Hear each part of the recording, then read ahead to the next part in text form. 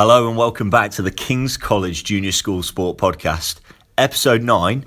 Who on earth would have thought we'd got this far? I just don't know. I've got Mr. McCausland next to me grinning like a Cheshire cat ear to ear. Nobody's pulled the plug on us yet.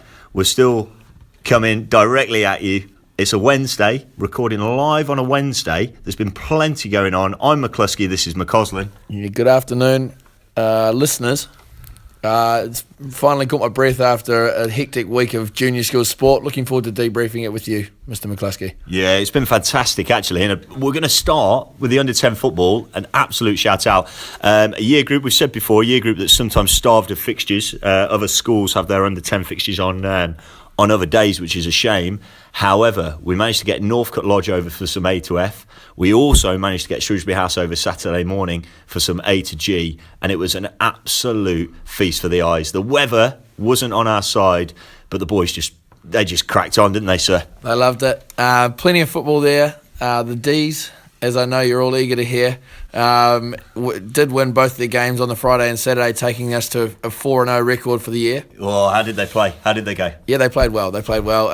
Friday we were up against a weaker opposition and we won that 4-1, and Saturday we put in our best performance of the year to win 1-0. So thrilled with that, thrilled with the boys, and I've given Mr. Morris a tap on the shoulder with a few names you might be interested in. Yeah, and that's how we work. I mean, often it's difficult to promote a boy because sometimes it means a boy has to come down a squad, and if there's nobody to come down, it might just be a strong year group, and that under-10 year group certainly is strong. There's some great depth. Mr. Scott kindly refereed for me on Saturday morning, and he came off at full time and he said, my word, that is not an E team. After I think they dispatched Shrewsbury House 5-0. So, they are an E team in that year group just because the year group runs deep and often that can happen.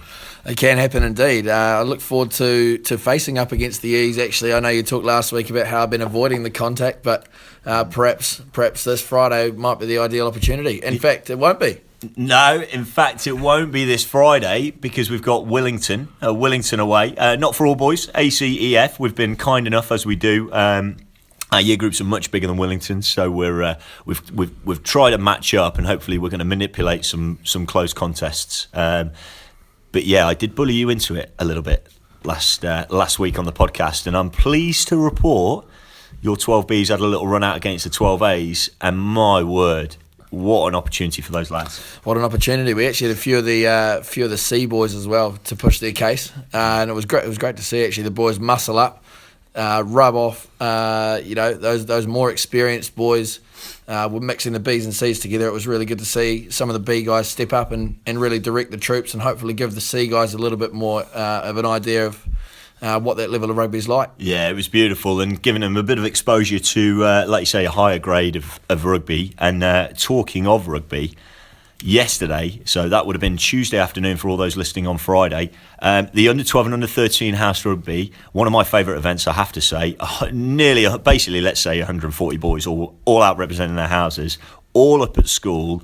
I mean, incredible scenes. Well, as a head of house, I just want to give a big shout out to all the Rota boys who forewent their Rota session to come out and join the house rugby. It really made the event what it was. It was great to see everybody out there and getting stuck into it, and filled the numbers up to 8 or 9 aside, which was great. We didn't have too many casualties in the under 12s. No, one or two, which is great to see. Yeah. But those boys really playing full pitch. I mean, it was a real slog. I know Mr. Anderson had a few complaints about the amount of yards he had to cover as the referee. He was having to go try line to try line, coast to coast a couple of times to chase some of our under 12 boys who were definitely showing him a clean set of heels. Oh, indeed, his hammies have been on ice since Thursday. Yeah, absolutely. But it was a fantastic event. There'll be more of that actually if you read the blog from the touchline. I'll obviously drop the results in there, but it was just a great afternoon to get the boys out. Like I say, a few bumps and bruises, it's going to happen, but most of the boys just picked themselves up and cracked on. Yeah, that's right. That was great to see. Fantastic. And talking of rugby, we play a lot of union.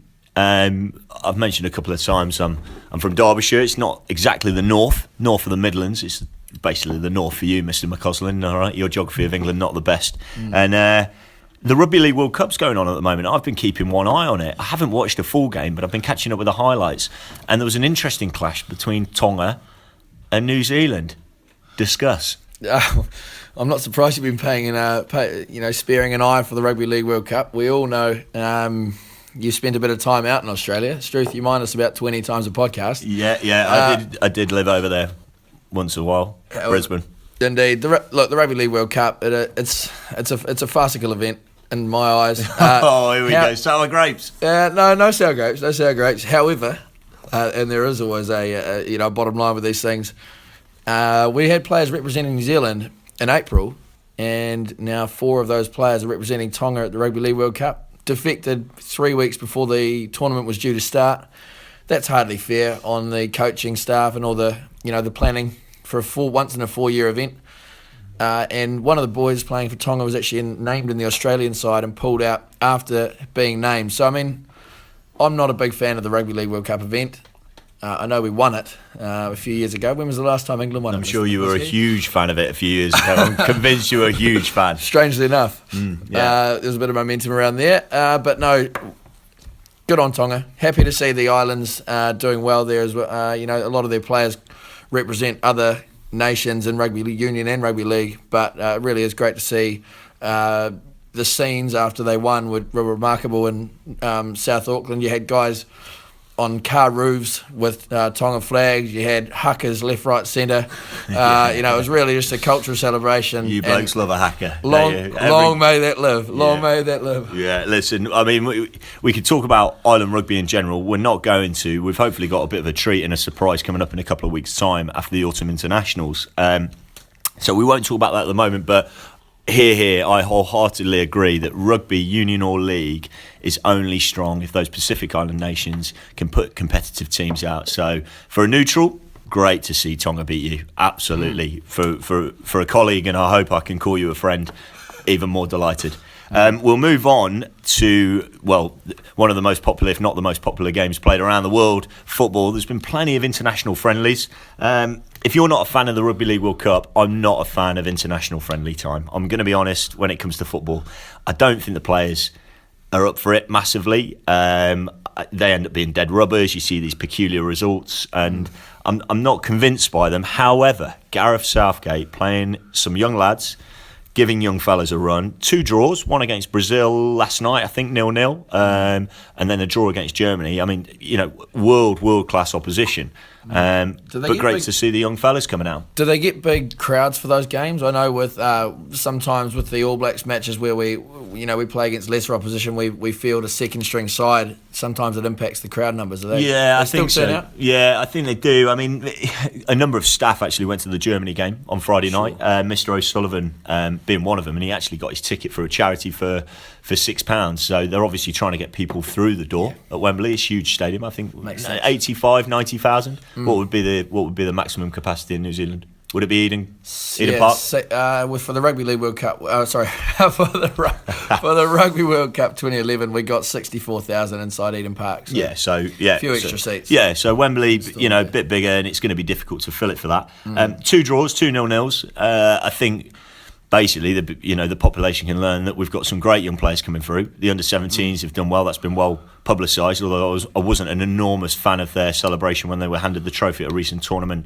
and they put their shirts on back to front so the world could see their names on them. I don't think it's about that. If you're an agent, if you're a scout, you're going to do your research, and I just thought that was pretty crass. But that's just from me. But good to see England football in fine fettle. It is, and for anyone that's a real football enthusiast, you may have noticed New Zealand had we're trying to qualify for this Football World Cup. We've had a draw against Peru. We've got to go and face them in Lima, which is always a tough road trip. Apparently all the mind games have started at the airport already. There's a few complaints coming through. Really? Are they going to go? You go Pacific way there? Would you? You'd go that way around the world? Jeez, I'd be lying if I said I knew. We need to get Mr. Brady in, perhaps we'll have to talk to him. Via Chile, perhaps. I don't know. Yeah, so that's a 2-legged affair. So 0-0 over in Wellington? Played in Wellington, but it should be a tough old road trip. Well, I'm sure the school body will keep their fingers crossed. I'm convinced. I hope that goes well. We've just got a bit of time, actually. We're going to wrap up. No guests this week. We did just try to twist Mr. Anderson's arm big fan to come of the in show. Big fan of the podcast, but we couldn't convince him. He's promised in a couple of weeks' time. Maybe something to do with South Africa's efforts on the weekend against Ireland. 38-3. 38-3. There's a couple of Mr. Brady, Mr. Anderson weren't very chatty, shall we say, Monday morning in the common room. But a little Mogres report. Mr. McCausland, anything from you? You are looking dapper. Absolutely sensational. Thank you kindly. Just a massive thank you to all the parents who have shared some of their hard-earned and also some of their stories, which have been inspiring for us, and also have really just reinforced that relevance that this is really affecting all of our boys and all of their families and things, and that it is such a great and worthy cause. And obviously, we're going to be continuing that crusade, if you like, for another 2 weeks. Yep, another 2 weeks. Another 2 weeks of growth. Absolutely. I might add that yours is coming on well, as are many of the other staff. So take my hat off to those guys. Looking forward to seeing all of our colleagues and all the boys with fake moustaches on the 30th of November for our big Mo assembly. So it'll be great to see you guys get organised for that.